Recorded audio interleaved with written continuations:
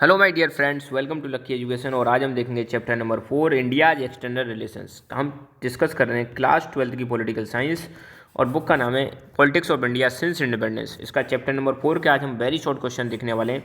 लगभग 35 क्वेश्चन हम डील करने वाले हैं आज के लेक्चर में। ठीक है, तो पहला क्वेश्चन हम स्टार्ट करते हैं।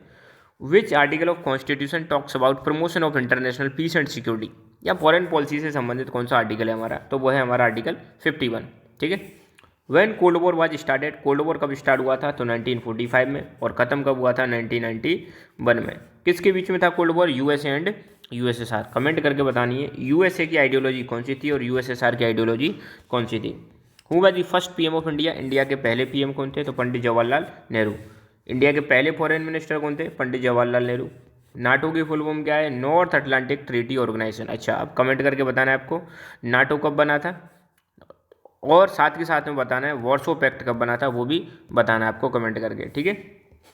When Afro Asian conference held in Bandung, Bandung में एफ्रो एशियन कॉन्फ्रेंस कब हेल्ड हुई थी? तो 1955 में हुई थी। When and where first summit of NAM was held, NAM जो है नॉन अलाइनमेंट मूवमेंट, इसकी पहली समिट कहाँ हुई थी और कब हुई थी? तो ये हुई थी सितंबर 1961 में बेलग्राड में। Which conference led to the establishment of NAM, किस कॉन्फ्रेंस के बाद नेम का इस्टेब्लिशमेंट हुआ था, या किस कॉन्फ्रेंस की वजह से नेम इस्टेब्लिश हुआ था?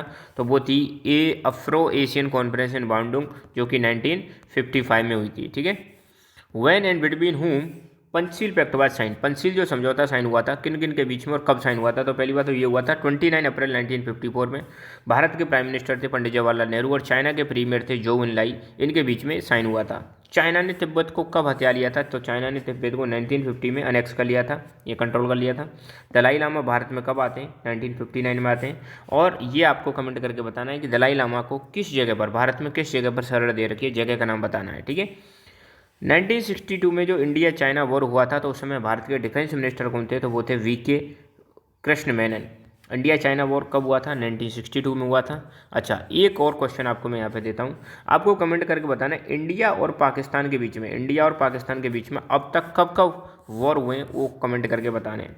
When India China diplomatic relations restored, अब देखो वॉर होने के बाद जब इंडिया चाइना के रिलेशंस कब स्टोर होते हैं, वापस कब से रिस्टोर हो जाते हैं, पहले की तरह हो जाते हैं? तो कंप्लीटली नहीं, मगर 1976 के बाद रिलेशंस रिस्टोर होने लग जाएंगे। ताशकंद एग्रीमेंट कब और किसके बीच में साइन हुआ था?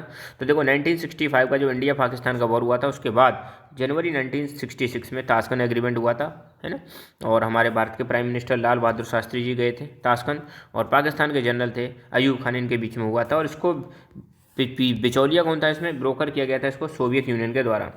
अरुणाचल प्रदेश का पहला नाम क्या है? नेफा। नेफा की फुल फॉर्म क्या है? North east frontier agency.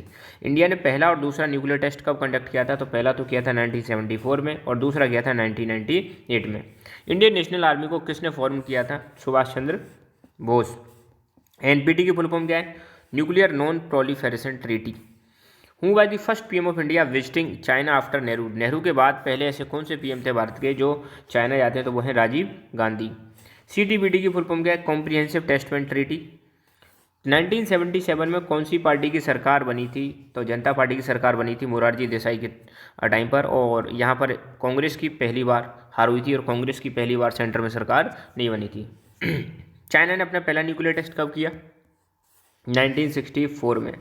Shimla agreement कब और किसके बीच में साइन हुआ था? तो 1972 में हुआ था, जब पाकिस्तान और इंडिया का 1971 वाला वॉर खत्म हो जाता है उसके बाद। ठीक है, या उसको खत्म करने के लिए एक प्रकार से समझ लो। तो ये वॉर तो कब हुआ था? 1971 में, मगर शिमला एग्रीमेंट कब साइन हुआ? 1972 में, इंदिरा गांधी और जुल्फिकार अली भुट्टो के बीच में। कारगिल वॉर कब होता है इंडिया पाकिस्तान का? 1999 में कारगिल वॉर होता है बिटवीन इंडिया एंड पाकिस्तान, जहाँ पे हम उनको बुरी तरह से हराते हैं। Under whose guidance the nuclear programme of India was started, किसके अंडर में हमने न्यूक्लियर प्रोग्राम को स्टार्ट किया था? तो होमी जहांगीर भाभा। इंडिया ने यूएसएसआर के साथ या सोवियत यूनियन के साथ फ्रेंडशिप ट्रीटी कब साइन की और कितने साल के लिए? तो इंडिया ने साइन की थी, इंडिया की तरफ से इंदिरा गांधी ने साइन की थी treaty of friendship with USSR in August 1971 for 20 years, 20 साल के लिए की थी। क्योंकि आपको पता है उस समय 1971 का जब वॉर चल रहा था उस समय आपको पता होगा पाकिस्तान का सपोर्ट कौन कर रहा था? पाकिस्तान को सपोर्ट कर रहा था यूएसए। यूएसए जब पाकिस्तान को सपोर्ट कर रहा था तो हमने मदद ली यूएसएसआर की। तो यूएसएसआर की मदद किसने दी? इंडिया की। और इन दोनों के बीच में आपको पता है कोल्ड वॉर भी चल रहा था, USA and USSR. Bangladesh war कब स्टार्ट हुआ? 1971 में।